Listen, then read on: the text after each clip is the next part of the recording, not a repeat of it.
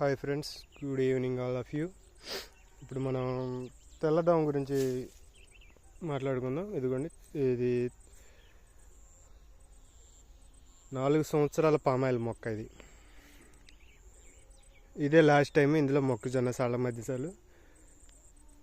మధ్య సాళ్ళల్లో మొక్కజొన్న, షీడ్ మొక్కజొన్న అనమాట. దీనిలో మీరు పర్టికులర్గా చూసినట్టయితే ఆకు చూడండి ఎలా మారిపోయిందో నల్లగా.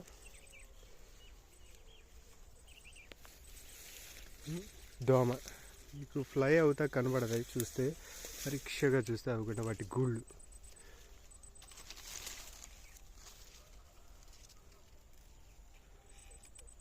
ఇదనమాట తెల్లదోమ.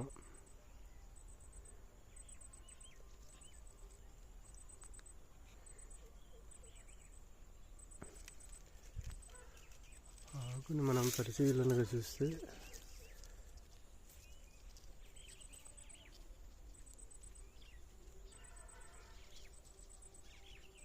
ఈ విధంగా ఉంది. దీనికి మనం సస్యరక్షణ